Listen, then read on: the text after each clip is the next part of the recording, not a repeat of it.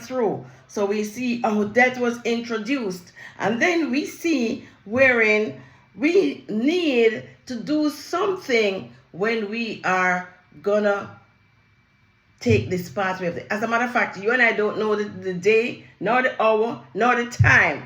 All right? And guess what? It's an appointment that every single one of us have. Remember? And remember, we spoke about that death is respecter of no one. So Satan comes down here upon us because of his pride. He was kicked out of heaven, and he's down here upon us. You and I are not going to escape it unless God comes before you or I die. All right? So the most you and I can do is to do the responsible thing and get ready. As much as possible, get ready. We talked about the first way of getting ready is by giving your heart to the Lord, ensuring that you have made up your jewels. You have set your spiritual house in order. And then we spoke about setting your physical house in order. We talked about several things that you need to do. We talked about how you put all your certificates in plastic bags, all your titles of your assets in different protective bags or protective compartments, whatever it is. You know, you can access them. Go on your Amazon, whatever. Get these bags and protective layers, and you place them there, and you ensure that they're all put together eventually where your family can easily access them. We have a caller that's going to help us out tonight. Good night, caller. Can you hear me?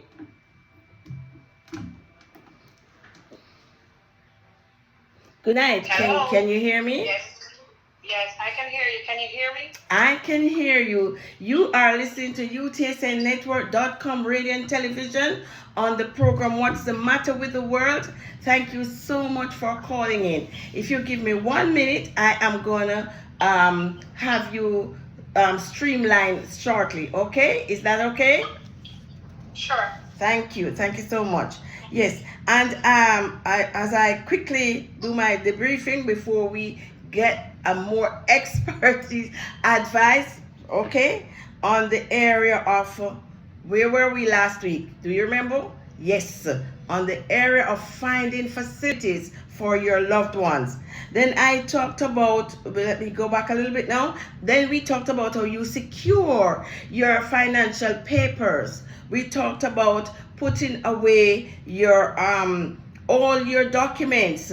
We spoke about putting all your assets in different protective bags. Then when you have your titles, your IDs and different cards in one bag, then your assets in one bag. And then we talked about making your living will. Do you remember what that was? Yes, the living will is wherein you document with a witness what you want to take place, or how you want what would I say, certain decisions be made for you in the event that you are incapacitated. You cannot talk for yourself. Remember we talked about that? You want to know if you are to be resuscitated.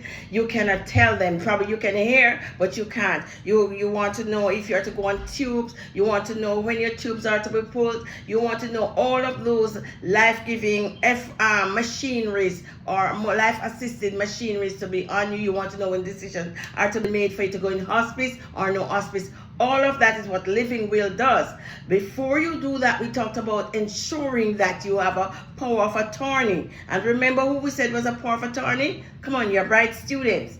Yes, that's a person you assigned while you're in your right mind. You're cognizant and you are clear and have clarity of mind. You make that decision by put it in writing on a document that is called power of attorney, and that person makes the last call for you. So you got to be careful who you choose to be your power of attorney. Okay, you got to be ensure that it is someone who has your best interest at heart, someone who loves you, care for you, respect you, know what you would do, know how you think, and someone who will carry out your wishes accordingly. And please be careful. Do not grab some of those nurses' aid who are so nice to you and you give them all your information and throw their names on. Don't do that. Okay? Don't do that. All right? And if you have wayward children too, don't do that. Just ensure and pray that the Lord lead you to the right person. And then we spoke, so that's the power of attorney. Then we spoke about the last will. So you have a living will and you have a last will and testament. That is wherein you put on paper before witness again who will how your assets are to be divided. All right. So, and we are gonna also try to get someone who will go through different ways that you can take care of your assets and insure your stuff and also ensure it is passed on to the correct person. Now we move quickly to what tonight is all about, wherein the decision of going into a facility, your ailing one, loved one, or your seniors. At what point do you take them, send them to a nursing home? At what point and what type of nursing home, etc.? These are some of the things that we brushed last week, wherein we said if you notice that their behavior pattern is degenerating, their hygiene, they are not cognizant, and different things that they are doing that is giving you a green flag. The caregiver's health is failing. You're out of you don't have the capacity to keep them. You don't have the type of machines that they might need to be on. All of those factors are what would prompt you to say, hey, it is time to put my loved one in a caring home or somewhere that they can get better care than what I can give them. So we are gonna go quickly now to Mrs. Richards. Thank you so much for calling, Denise. I can't thank you enough. She is a registered nurse. She is a trainer to nursing students. She is what would I call a health ministry personnel. She goes on numerous mission trips. She loves the Lord with all her heart, and she has worked in different phases of the industry, from being a surgical nurse, or whatever the proper term is, to even being nurse's aide, assisting patients in that capacity as well. So I am sure she's more than able to lend us some of her expertise tonight. All right. So good night, Denise. How are you? Good night. I'm doing okay. Thank you for asking. And yourself? I am good, and I thank you so much again for being with us. You have always been so faithful and helpful towards us. So tonight, I looked at, I brushed rather on the point wherein this person needs to go into a nursing home. And I'm going to ask you, in your field and in your experiences that you met out there, do you usually see these patients give pushback to going to a nursing home? And do you have any idea why?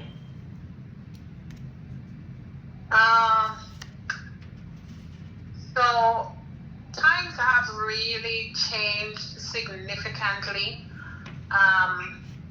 From my experience, I know going into a nursing home used to be, it varies from culture to culture, because mainly like in the Black and Hispanic community, those people feel, or those children were kind of raised with the understanding that when their parents get older, then they would look after them. And so you find you have extended families in those cultures where you might have the parents now living with their children. Once they become older and a little bit more incapacitated, then the children will make it their business to look after their parents. In the Caucasian households, you have parents probably prefer to be like independent, or they might start very early seeking out nursing homes to put themselves in when the time comes. And I've had conversations with patients, and I realize that it's becoming more and more popular, where people are saying, I am scouting out this nursing home or that nursing home for when my time comes. So previously, it used to be they would probably voice to their children that if you can't look after me anymore, or if you can't take care of me anymore, then put me in a nursing home. But a lot of older people are now becoming very proactive while they're still mentally capable. And so they are like, putting funds towards a nursing home of their preference from very early. And as I said, I see that happening more and more. People who have not made that commitment while they still have the mental capacity to do so, you find that their children will live in other states, or sometimes even live outside of the country. And so they make the decision that if we can't find someone to look after our parents at home, then they will most likely end up in a nursing home. This might be the other end of the spectrum, where because there is not someone overseeing this movement, they can end up into nursing homes that are not very well suitable for them. And so they may suffer greatly if they just end up in places where it's all about the money, and it's not so much about care, and care is on the down low in these nursing homes. But as I said, it's becoming more and more a trend towards people start looking early for places in desirable nursing homes and nursing homes of their preference. I don't know if that fully explains your or answers your question. Yes, it does. Yes, it does. Because in my culture, or my firm preference, is that I suppose I am perpetuating what has been expressed by my mom and grandparents and friends and so on. Please ensure that I die at my home, in the comfort of my home, and so on. So that resonates with me.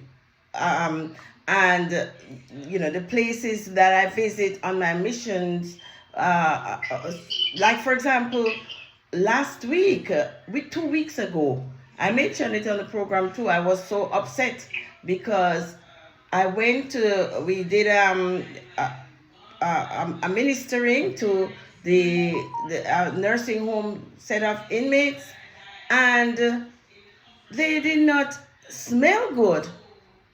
Lots of them did not smell good. Some of them, they all look good from the outside, from afar. But when I went close to shake their hands, to tell them goodbye and so on, the facility looked clean. The facility looked nice from the outside. But it wasn't one patient, nor two. Several of them smell obnoxious. And it's things like this that made me reinforce, or is more determined to have my last days at home. But as you said, the culture of different folks or different ethnicity will prompt people to act accordingly. So it's not in every case that you have a pushback. in other words. But there are some who actively are, as now I'm learning from you, sort out their care facility from while they are cognizant. So I really thank you for that, because I never see it from that. I never see it in that way, that twist to it. All right. So I am going to jump to our second question. Okay. Now, tell me the different type of facilities. Denise, are you with Yes, me still? Okay. I'm here. So, as you rightly say, there are different types of elderly care facilities, and some of them will require like a referral by the patient's, by the individual's doctor, Mm-hmm. while there are others that, you just really need to feel the need that you want to go into a facility, and that can be done. So we have like smaller settings. We have very, very smaller settings, which we tend to call ALFs. They're called assisted living facilities. And this is, most of these facilities will normally only take the elderly if they are still walking and talking. Oh. Yeah, there are other facilities of this nature, like ALFs, who are probably more gravitating towards people still a little sicker. Yeah, but most of the ALF facilities, as you hear the name, it's assisted living. So it is very much that. It is as it is assisted living. So they are required to still at least be able to walk and talk. And in most cases, and it's becoming more prominent now, they are requiring too, in some instances, that they are continent. So so they're not gonna urinate and defecate on themselves. They can make it to the toilet probably with some assistance. So again, the name truly gives an indication of what kind of setting it is. So Then you have one question before you move from there. Then, so let me see if I process it correctly.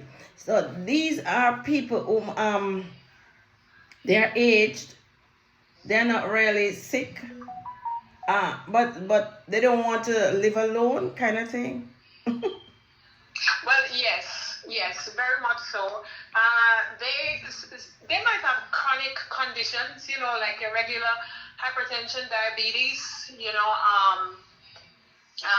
Some of them might have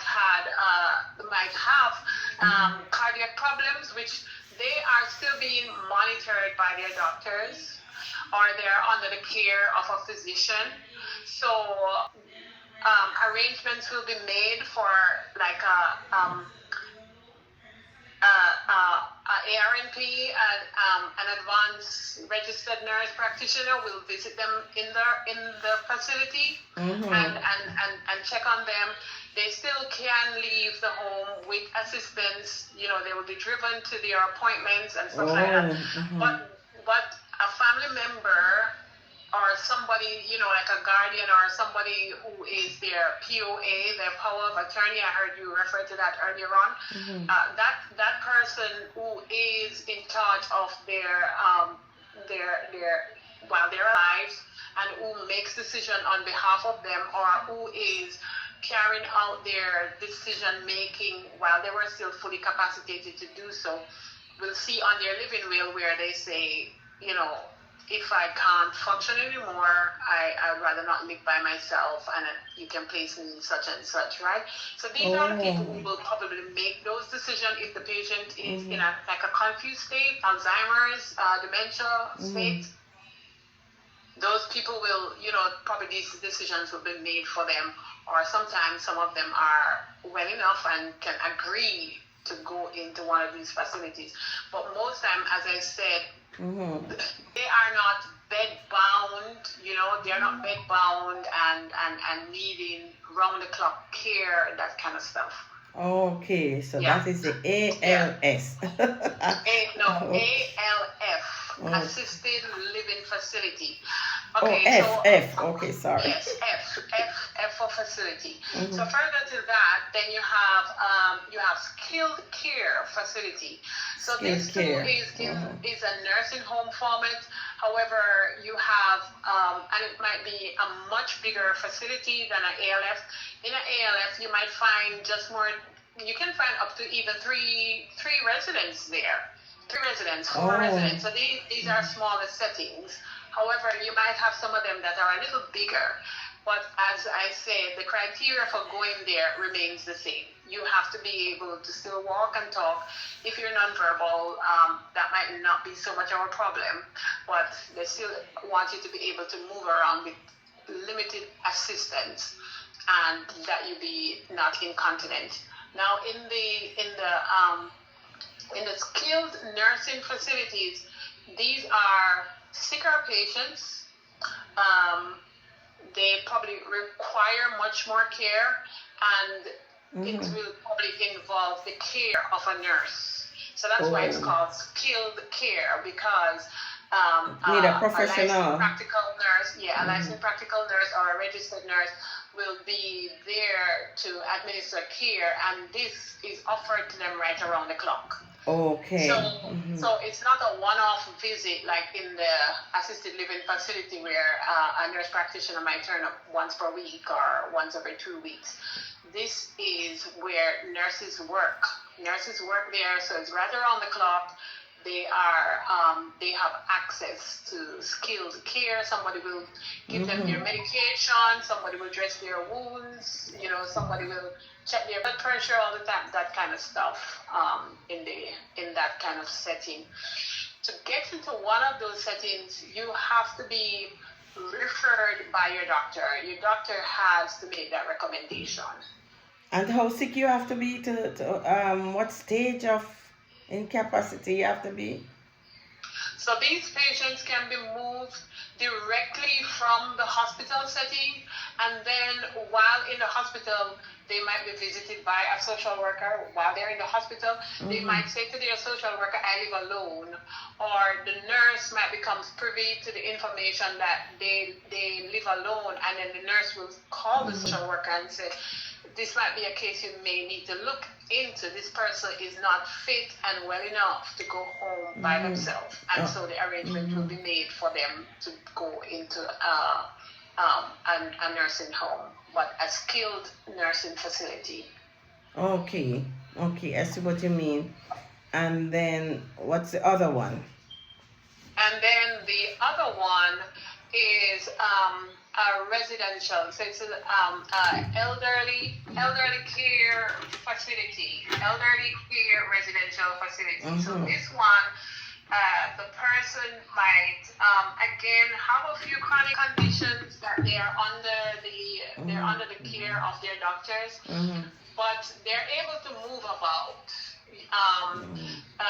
They can leave the facility and go out to dinner with somebody.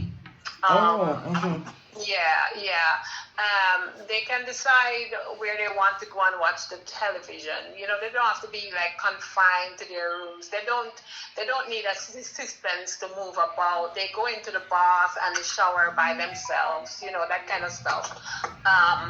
However, this is now like they're in a setting with other people who have the similar problems. Don't want to live by themselves or find it difficult now at this age to live by themselves. So they live in these facilities.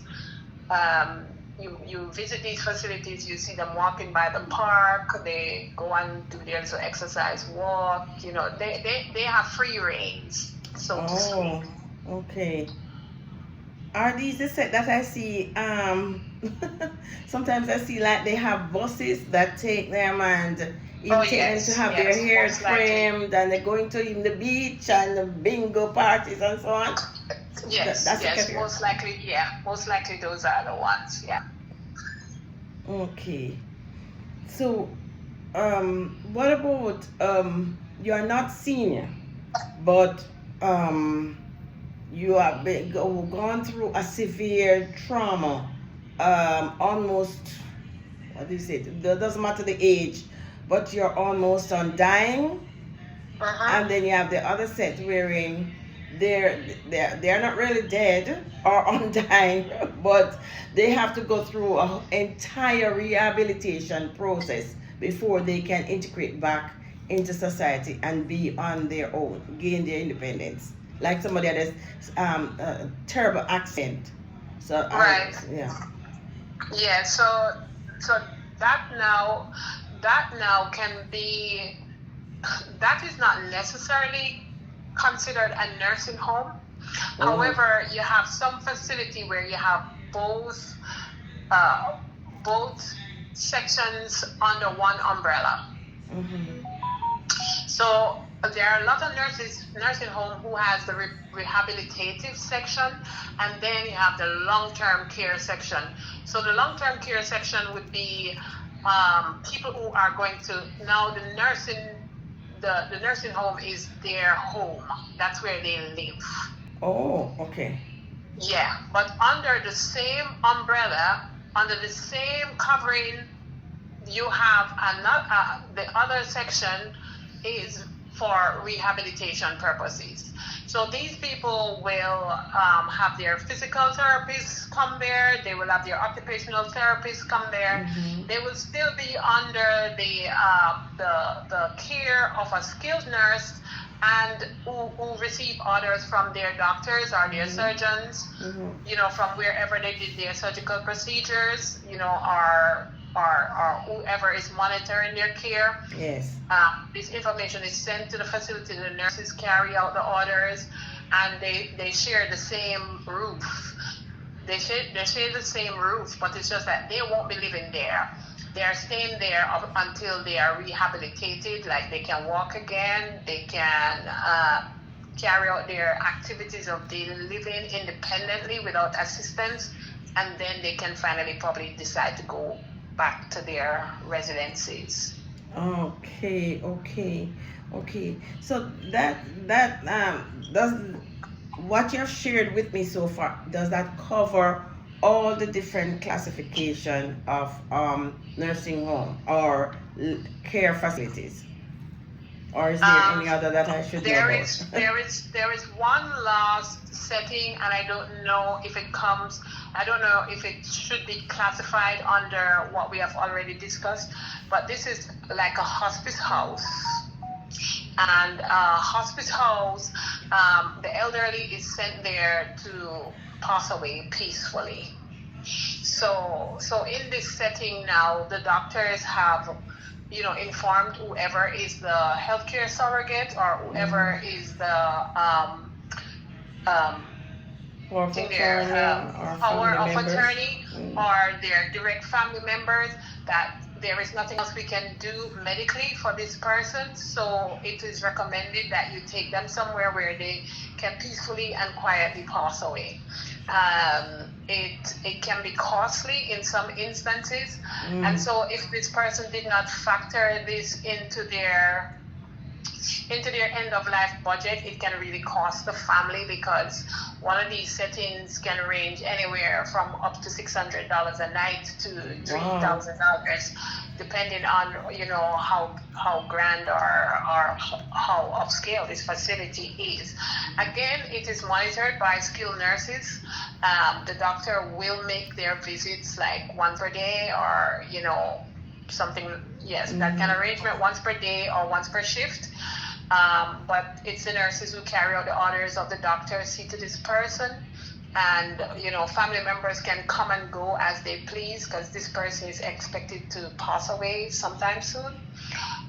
So visiting rights are quite open, and and they remain there until they take their last breath. Oh wow. Okay, well, let us take a quick break, and then we will resume, where we go into the area of well, you just touched on cost, But I was gonna ask if you could give us ideas of cost and different levels, and also government's intervention where regulations and so on is concerned, especially when we hear of some horror stories that took place with in nursing home with our loved ones. Um, and I don't know if you remember or heard about what took place even in Florida during COVID and so on, wherein several patients died at nursing home because the electricity went, and also when there was also some kind of um, natural disaster, etc., and so on, and stories of patients being scammed at nursing homes, etc. So I want to know how much you can lend us and send a light, giving a light on government's regulation and intervention where these homes are concerned. All right, while you're mulling over that, I will just to take a quick break to remind us that you're listening, or remind you that we are listening to What's the Matter with the World? Families Gone Mad. I'm your host, Kevin Spence Samuels. We're in the final phase of our program for tonight. Death, are you prepared for it? And we're on episode 5, wherein we look at final care for our loved ones at facilities, and are you prepared for this? So uh, we hope that you have been listening, have been following all the previous episodes, but that is why I recapped at each episode, or I give a little briefing of what the previous episodes were. So, in the event that you were not here at the beginning of the program, again, I'm your host, Cavell Spence Samuels. Please feel free to grab your paper and pen and get all your family members together and take as much notes as you can. And I promise we will find another time wherein you can ask questions. Some of you have been sending your questions via our website chat line. Okay, and thank you for that. Now, this phase is sponsored by Andre's Jamaican Chicken Kitchen and when delivery service. So when you want something, when you're craving for that good Caribbean meal, your Jamaican authentic warm fresh cooked food, please call 954-865-4260. That's 954-865-4260 and order your meal. It will come hot and fresh right at your door. You don't need to go out in the weather nor leave your busy work schedule. It comes right there to you. That's 954-865-4260. So now we go back to our program.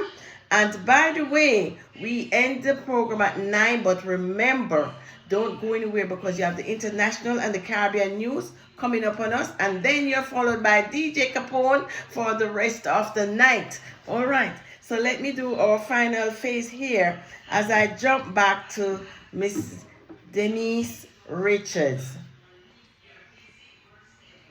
Okay, Miss Richards, the floor is yours again.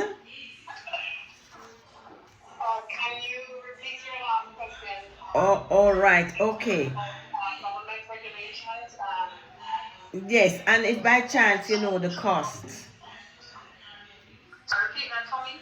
Yes, by chance you have any, I know I heard you started giving us a hint about cost. Are you able to elaborate a little bit more about cost? Um, so I only have, I don't have a definitive like cost. You can give me the idea Yeah, but from the cheapest to the highest. I know most of these nursing homes. If you find if you find one in the region of like $3,000 a month right now, then you are smiling to the bank. Wow. because the costs have significantly gone up over Mm, the years. mercy. So I know like a very basic ALF. You remember we discussed about ALF Mm, the in assisted. a much Mm-hmm. smaller setting. Mm-hmm. That can range anywhere between $5,000 to $7,000 a month. Wow. Yeah, and And what does that include? Sorry, what does that include? Just caring for them, or does it include food and laundry, etc., and so on? yeah, yes, yeah, probably very basic food, laundry. Most times, if these people have to go to the doctors, well, and I guess being visited by nurse practitioner every now and again, Mm-hmm. and they have paid staff to assist you with your medication if you're on medication. Mm-hmm. But otherwise, yeah. So it's food, laundry, and I guess your board and lodging.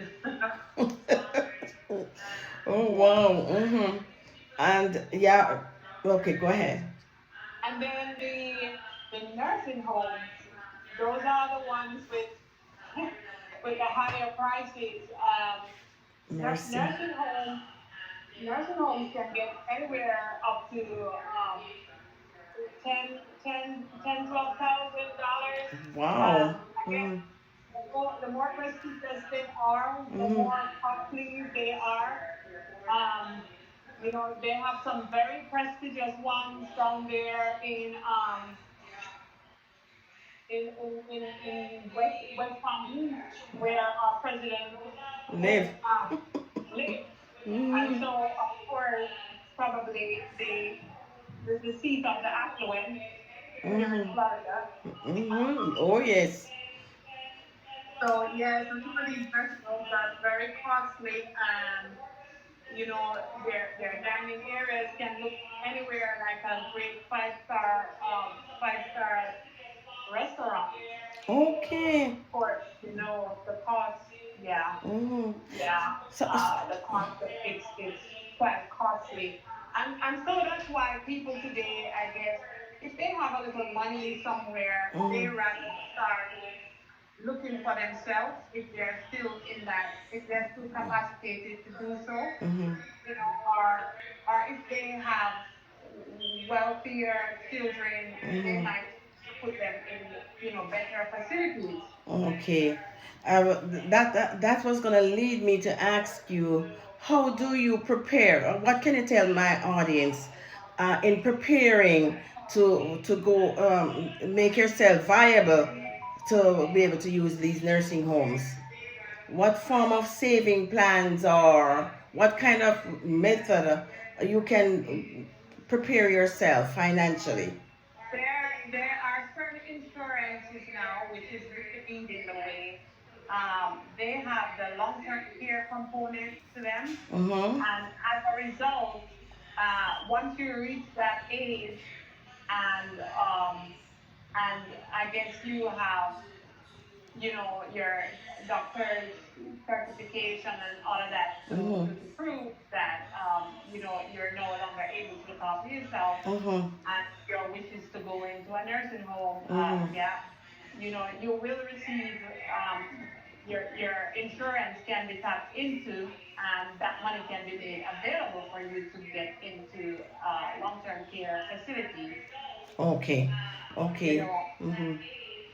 yeah, so more and more insurances have that component where people are tapping into and making that a possibility for them when that time comes.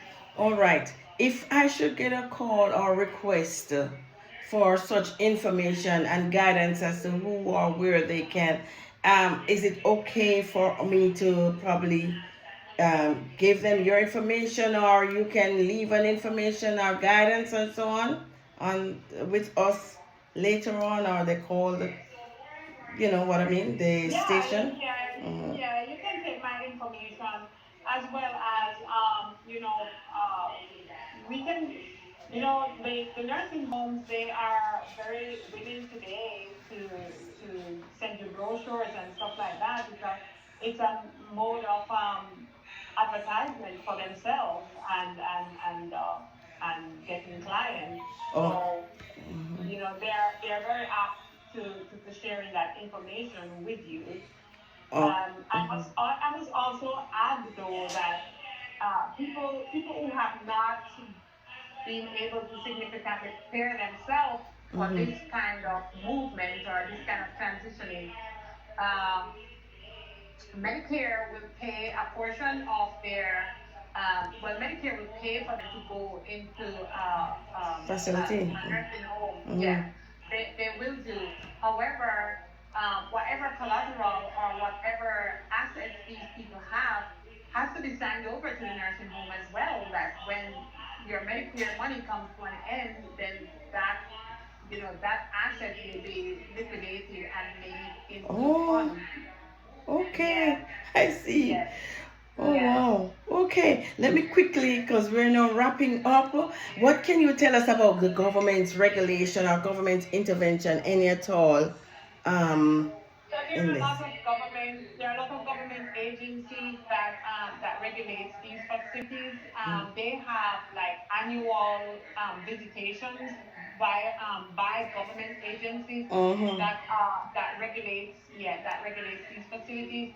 They have to make sure that the property has what it is advertised as Mm-hmm. giving to the clients, and they can be fined for misrepresentation if those things are not found in place. Mm-hmm. And then they have OBRA is one of the agencies. It's OBRA. You can look that up, looking after Mm-hmm. community. But what OBRA does, OBRA is like an entity that clients can complain to Okay. if they are not receiving the care that they need to. However, it would seem that like a lot of people are ignorant of the information re OBRA. But when these people are admitted into these facilities, they are supposed to receive OBRA's information that they can make So complaints they if know they about are. their choices. Yes, yeah.